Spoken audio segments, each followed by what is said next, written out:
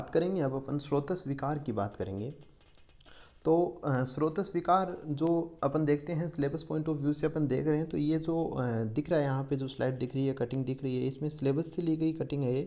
तो इसमें सबसे पहले अपन बात करेंगे प्राण व स्रोतस की ही बात करेंगे।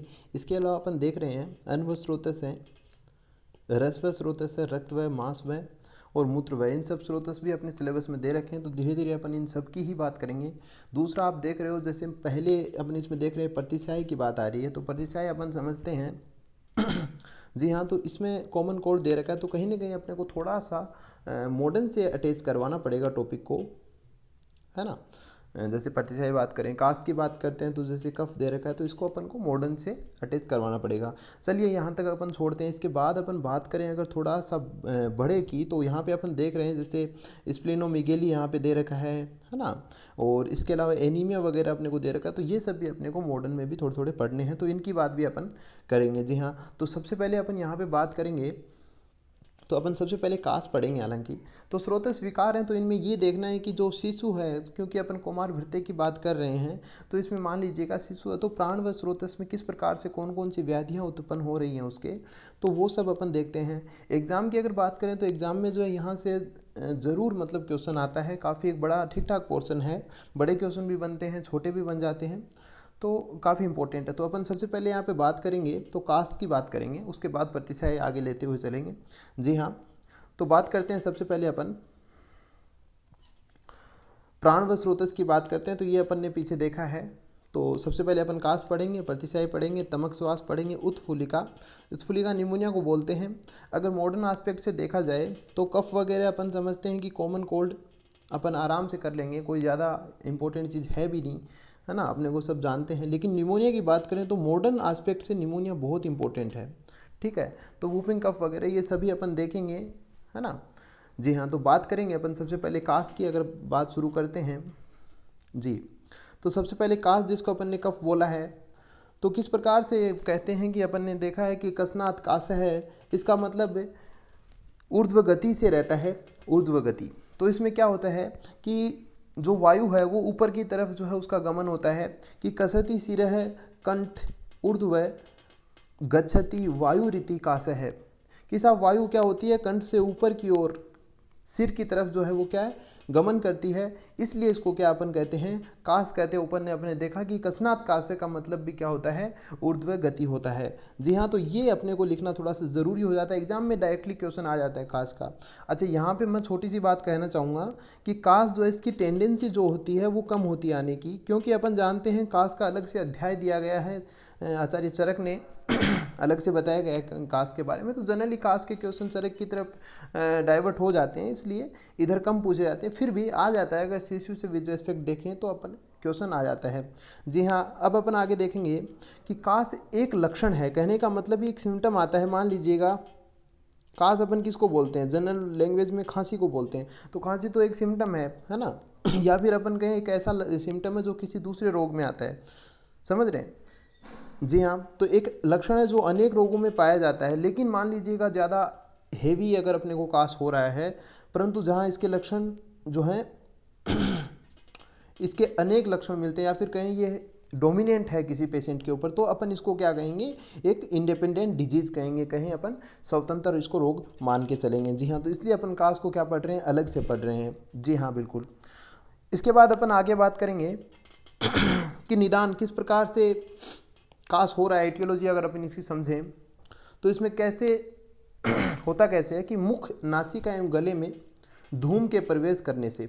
जी हाँ, तो अपन नॉर्मल सी बातें है ना, इजीली समझ सकते हैं कि मुख, नासिका, गले में धुआं अगर प्रवेशित होता है तो उसकी वजह से अपने को कास हो जाता है, खांसी आने लग जाती है। कभी कभी जैसे घरों में अपन साफ सफाई करते हैं तो खांसी आने लग जाती है ना, तो उसकी वजह से कफ भी आता है। जी हाँ, दूसरी बात करें वायु द्वारा प्रेरित आमरस के मुख की ओर आने से। जी हाँ, यहाँ पे एक अपन बात करेंगे कि अपन बात कर रहे हैं प्राण व स्रोतस की बात कर रहे हैं, ठीक है। प्राण व स्रोतस अगर बात करें तो कौन से दोष का अधिष्ठान होता है, साहब कफ का अधिष्ठान होता है। तो यहाँ पे जनरली जितनी भी डिजीज़ रहेंगी तो वो कफ डोमिनेंट रहेगा उसमें, मतलब कफ वाली व्याधियाँ रहेंगी। जी हाँ, तो अगर बात करें अपन यहाँ पे लिखा हुआ है तो बिल्कुल कफ निकल रहा है ना, काश में भी कफ हो रहा है, प्रतिशय देखेंगे ज़्यादातर कफज व्याधियाँ हैं। जी हाँ, इसमें क्या है कि वायु द्वारा प्रेरित आमरस, तो यहाँ पे थोड़ा सा क्या हो रहा है कि आमरस का जो है वो थोड़ा सा यूज में आ रहा है नाम, है ना।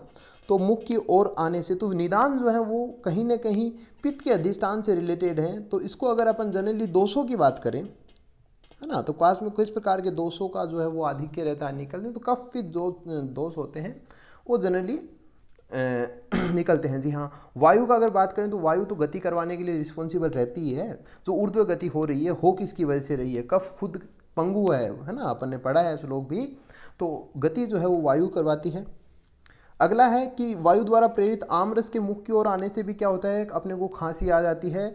अच्छा, व्यायाम और रुकसान सेवन से अपने को क्या होता है, काश हो जाता है। अधिक व्यायाम करते हैं, है ना, कभी कभी लंबा दौड़ लेते हैं तो हो जाता है अपने, ऐसे सांस से फूल जाती है, उसकी वजह से क्या होता है, काश हो जाता है। भोजन के विरुद्ध मार्ग में चले जाने से और छींक का वेग रोकने से। भोजन के विरुद्ध मार्ग में कैसे, अपन जैसे खाना खा रहे हैं, अपन कहते हैं कि खाना खाते समय बोलना नहीं चाहिए, और अपन क्या करते हैं, अपन साहब बोल जाते हैं। तो साहब दो स्ट्रक्चर होती हैं, एक तो होती है ग्लोटिस और एक होती है गलेट, ठीक है।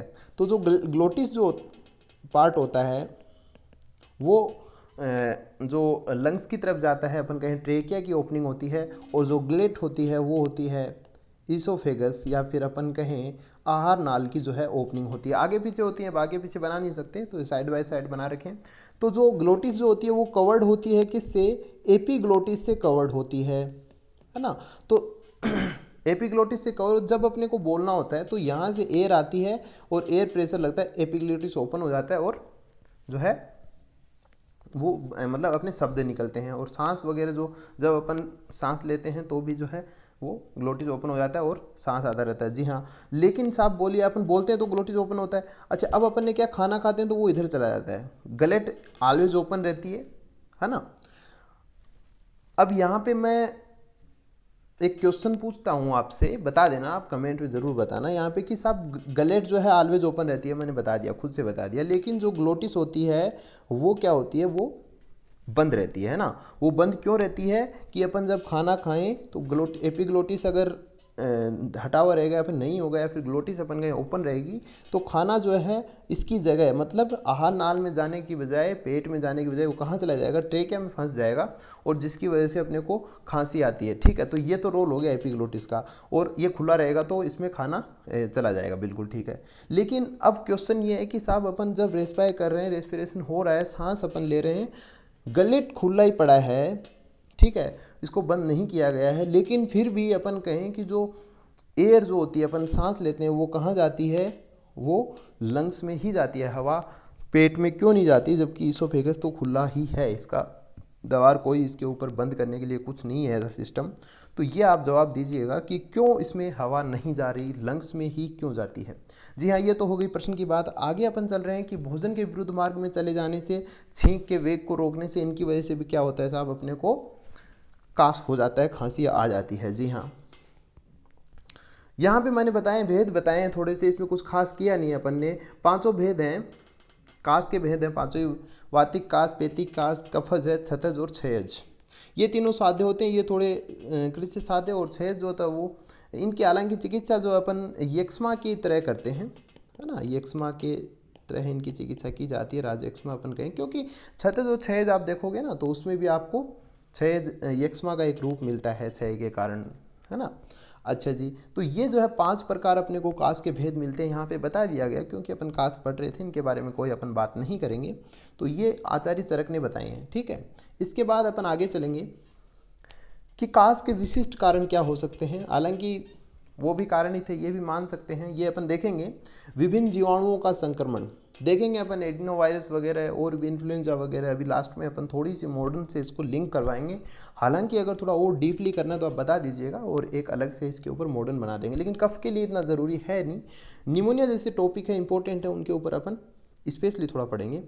असहिष्णुता, इसको एलर्जी बोलते हैं, हिंदी में असहिष्णुता बोल दिया, एलर्जी की वजह से हो जाता है। कफ दुग्ध शोष, कफज दुग्ध दोष, तो जब अपन शिशु की बात कर रहे हैं, बालक की बात कर रहे हैं, तो उस केस में अगर वो दुग्ध पे आश्रित है, ठीक है, अच्छा, तो इसमें क्या हो रहा है कि दुग्ध पे आश्रित है, तो हो सकता है माता का दुग्ध जो है वो थोड़ा अलग हो, उसमें कोई दोष आ गए हों, है ना, तो उसको शोधन करना पड़ता है। दुग्ध दोष अपन देखेंगे, पर्टिकुलर दुग्ध दोष जो है डिजीज़, वो स्तन्य शोधन वाले में, जो स्तन्य वाला जो चैप्टर है वो पढ़ेंगे, उसमें सब बताया जाएगा। बाल शोष है, परिगर्भिक है ना, पारिगर्भिक रोग होता है, इसमें जब माता गर्भिणी होती है उस समय दूध वगैरह पिलाती है, तो ऐसे करके डिजीज़ होती है। जी हाँ, मृतिका भक्षण जन्य कास, तो अपन ने पांडु भी पढ़ा था, मृतिका भक्षण जन्य पांडु, तो इसी प्रकार जो बच्चे मिट्टी खाते हैं उनमें कास हो जाता है, तो वो किस प्रकार से होता है, तो ये भी अपन बातें अपन करेंगे। उल्वक रोग है ना, और इसके अलावा बाल ग्रह, है ना, अंधपूतना वगैरह, वो अपन बाल ग्रह का टॉपिक पढ़ेंगे। अभी इन डिजीजेज की बात नहीं करेंगे, ये विशिष्ट कारण है ना, तो इनकी वजह से क्या होता है, कास की उत्पत्ति होती है। जी हाँ, इसके बाद अपन आगे बात करेंगे, लक्षणों की बात करेंगे। ठीक है, लक्षणों की बात करेंगे, कास के लक्षणों की बात अपन करेंगे। क्या है कि पूर्व रूपम भवेत तेसाम शूक पूर्ण गल आस्यता, कंठे कंडुश्च भोज्यानाम अवरोधश्च जायते। जी हाँ, इसमें क्या है कि इसके पूर्व रूप, ठीक है, अपन लक्षणों की बात कर रहे हैं कास के। जी हाँ, मुख व गले में सूख, सूख होता है जैसे कोई कांटा चुभ जाए। अपन देखते हैं अपने को, जैसे खांसी होने वाली है तो अपन जनरल भाषा में कहते हैं जुकाम होने वाली है तो गले में दर्द होता है ना, तो एक ऐसे लगता है जैसे कोई नुकीली चीज़ चुभ रही हो। सूख का मतलब यहाँ कहीं ना कहीं नुकीली से इसका मतलब, तो वो और थोड़ा कफस टाइप भी होता है ना, कफ सा भरा रहता है और चुभता है, तो ऐसे लगता है कि जो कोई चुभने वाला पदार्थ जो है वो अपने गले में क्या हो रहा है, भर गया है, उसके समान जो है वो वेदना होती है।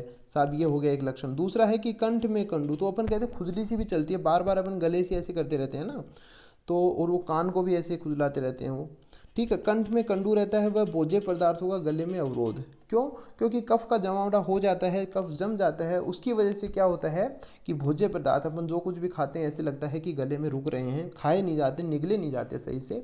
तो ये जो है दो लक्षण है कास के, जो अपन जनरली फील कर सकते हैं अपनी डेली लाइफ में। अच्छा, श्लोक जो अब लिया गया माधव निदान से लिया गया, इससे पहले भी जो अपन ने बात की थी उसमें भी माधव निदान के श्लोक थे, लेकिन वो थोड़ा बड़ा था इसलिए मैंने उसको स्किप कर दिया था। जी हाँ, लक्षणों की बात कर ली अपन ने, कास की थोड़ी सी डेफिनेशन बात कर ली, किस प्रकार से होता है, निदान वगैरह विशिष्ट कारण है वो अपन ने देखे हैं, बहुत महत्वपूर्ण है। यहाँ पे जितना आप पढ़ रहे हो सफिशिएंट है कास के लिए, बिल्कुल।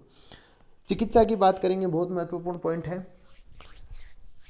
इसमें कौन सी चिकित्सा अपने को करनी है, सबसे पहले चिकित्सा सूत्र या फिर चिकित्सा सिद्धांत की बात करेंगे तो कफ निस्सारक और जवर सामक औषधियाँ। जवर सामक क्यों?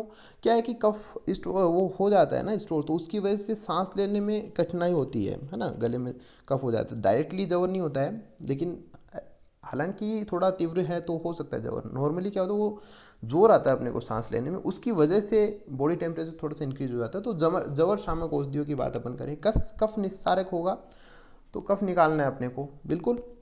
अच्छा, ये बहुत इंपॉर्टेंट पॉइंट है, बाल चातुर्भद्र। इसको चाहे आप बहुत इंपॉर्टेंट अंकित कर लेना, पढ़ लेना, इसको अच्छे से याद कर लेना।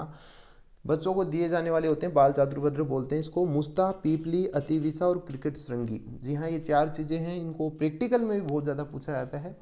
अच्छा, मात्रा की बात करेंगे, चूर्ण मात्रा की बात अपन करेंगे तो 2 से 8 रति है, मधु के साथ अनुपान के रूप में देना, दिन में 3 से 4 बार बच्चे को चटाना है। जी हाँ, दूसरा है बालार्क रस है, इजीली याद रह जाएगा, बालक से संबंधित है तो इसको 1-1 रति देना है। अगला है कुमार कल्याण रस, तो ये भी कोई ज़्यादा, कुमार कल्याण समझ रहे हैं अपन, तो ये नाम इजीली अपने को याद रख लेने हैं, चिकित्सा के लिए ये प्रयुक्त होते हैं। ठीक है, इसके अलावा आगे अपन बात करेंगे 2 प्रकार के अगर कासों को लेके चले। अपन कहते हैं एक तो सूखी खांसी आ रही है ना, एक आर्द्र कास हो गया, तो शुष्क कास और आर्द्र कास। ठीक है, इसमें शुष्क कास में क्या ट्रीटमेंट अपने को देना है? अपामार्ग क्षार है, तालिस आदि चूर्ण के योग हैं, इनको देना किसके साथ है? वासा रस के साथ देना है। ठीक है, अच्छा, इसमें क्या करना है, इसमें वासा रस के साथ क्या देना है? लक्ष्मी विलास देना है, चंद्रामृत देना है और कफ केतु का योग देना है, किसके साथ? वासा रस के साथ। थोड़ा सा फर्क यहाँ पे आ गया। दूसरा है चंद्रामृत, महालक्ष्मी विलास और यवक्षार का मिश्रण देना है कंठकारी घृत के साथ। ठीक है, अच्छा, इसमें क्या करना है, इसमें विभितक अवल्य है, आप दे सकते हैं, या फिर आद्रक अवल्य हो तो वो चलेगा है। क्यों ये सब विभितक हुआ, अद्रक हुआ, क्या करते हैं ये कफ को क्या है ट्रीट करते हैं ना। व्याघ्री हरित की हो गया, और इनका क्या करना है, इनका पंचकोल श्रित दुग्ध के साथ जो है इनका सेवन करवाना है। तो ये आर्द्र काश की चिकित्सा होगी। तो ये आप थोड़ा सा अगर अलग अलग करके लिखोगे, एक साथ लिख दोगे तो भी कोई खास इश्यू नहीं है, थोड़ा अलग लिखोगे जिस प्रकार यहाँ पे लिखा हुआ है, अगर आप सेम लिख के आते हो तो काफ़ी अट्रैक्टिव लगेगा देखने में और आपको अच्छे अंक हासिल होंगे, अच्छे नंबर आएंगे आपके एग्ज़ाम में। अब अपन बात कर लेते हैं थोड़ी सी इसकी मॉडर्न टच दिया गया है, सिर्फ इतना ज़्यादा मॉडर्न में है नहीं, क्योंकि पढ़ने को इसमें बहुत कुछ पढ़ लेंगे आप, लेकिन कास्ट का मॉडर्न ज़्यादा इम्पोर्टेंट नहीं है ना, और अपन नॉर्मली खुद से भी समझ सकते हैं इसको। जी हाँ, निदान किस प्रकार से कास्ट हो जाता है अपने को, कास्ट और प्रतिशय के निदान एक जैसे से ही हैं, कोई खास फर्क है नहीं। जी हाँ, अपर रेस्पिरेटरी ट्रैक्ट इन्फेक्शन। जी हाँ, अपर रेस्पिरेटरी ट्रैक्ट इन्फेक्शन मतलब ट्रेकिया हुआ, अपना नोज हो गया है ना, इंटरनल तो फेरिंक्स हो गया, तो यहाँ पे ही होता है। इससे कभी ऐसा नहीं होता कि आपके लंग्स ब्लॉक हो गए हो, है ना, ऐसा कभी नहीं होता। ऊपर का जो रेस्पिरेशन है ना, रेस्पिरेटरी सिस्टम है, वो थोड़ा डिस्टर्ब होता है। तो इसमें कौन कौन से जिम्मेदार हैं, इसमें देखिए राइनो वायरस है, इजी नाम है, याद रह जाएगा। इन्फ्लुएंजा वायरस है, इन्फ्लुएंजा अपन एडिनो वायरस। तो ये 2-3 नाम है, 1-2 नाम और भी आप बुक्स में देखोगे तो मिल जाएंगे। तो लेकिन ये कॉमनली मैंने फॉर एग्जांपल लिखे हैं यहाँ पे। नेजोब्रोंकियल एलर्जी, ठीक है, नेजोब्रोंकियल एलर्जी और अस्थमा, इनकी वजह से भी काश हो जाता है। बोर्डेटेला पर्ट्यूसिस, बोर्डेटेला पर्ट्यूसिस होता है किसका पॉजिटिव एजेंट होता है, ये वूपिंग कफ का होता है, जिसको अपन क्या बोलते हैं, अपन नॉर्मल उसको अगर समझें तो कुकर कास अपन थोड़ी देर बाद देखेंगे, तो उसको बोलते हैं वूपिंग कफ। तो उसका जो है ये पॉजिटिव एजेंट होता है। तो वूपिंग कफ में भी साहब कफ तो हो ही रहा है, कास तो आ ही रहा है ना, ये हो सकता है लक्षण हो गया, विशिष्ट रोग नहीं है। विशिष्ट रोग वूपिंग कफ है, लेकिन कफ तो इसके अंदर हो रहा है, इसलिए ये इसका निदान होगा, बिल्कुल होगा। Foreign body in the air passage, air passage में बाहर का कोई आ गया हो, फॉरेन बॉडी आ गई हो, जैसे मान लीजिएगा कोई बाल जो है वो खा गया, साथ में चला गया हो, सांस के साथ चला गया, तो वो अक्स पार्टिकल क्या होगा, वो कासा होगा, कफ में लिपट जाता है वो, और उसके बाद खांसी आती है तो वो बाहर निकल जाता है। ये एक प्रोटेक्टिव मेकानिज्म होता है बॉडी का। जी हाँ, आगे थोड़ी सी और देखेंगे क्या फ़ायदा होता है कफ का, क्यों होता है, ठीक है। तो ये देखते हैं कि cough is an important defense mechanism, क्या है, डिफेंस मेकानिज्म है of the respiratory system, respiratory system का डिफेंस मेकानिज्म है। Helps to bring out the infected secretions from the trachea and bronchi. तो बिल्कुल इन्फेक्टेड सिक्रीशंस मान लीजिएगा, कुछ ऐसा अंदर कोई हार्मफुल बैक्टीरिया वगैरह कुछ चला गया जिसने कुछ सीक्रेट किया अंदर, तो वो क्या होगा कि वहाँ पे जैसे ही सेल्स को ऐसा सिग्नल मिलेगा कि कुछ हो रहा है, तो वहाँ पे क्या होगा, ये कफ इसके लिपट जाएगा, और ये जितना भी सिक्रीशंस वगैरह ये जो है वो एक साथ जो खांसी आएगी तो जोर के कारण वो क्या अपने माउथ कैविटी तक आ जाता है और अपन उसको आउट स्प्लिट कर देते हैं। तो कहने का मतलब एक डिफेंस मैकेनिज्म क्रिएट किया है बॉडी ने। अच्छा, तो ये सिस्टम होता है कफ का, जनरली इतना सफिशिएंट है। जी हाँ, तो कफ की कास की अगर बात करें, कफ की अगर बात करें तो इतनी मोर देन सफिशिएंट है। जी हाँ, इसके बाद अपन आगे प्रतिशय वगैरह देखेंगे। जी हाँ, तो आपने ठीक है देख लिया, बहुत अच्छी बात है, और इसको आप देख लीजिए और लिख लीजिएगा साथ में, ठीक है। और आप जुड़े रहिएगा, और भी आपको जैसे आगे प्रतिशय वगैरह लगभग आपको काफ़ी वीडियोस मिल जाएंगे मेरे हिसाब से।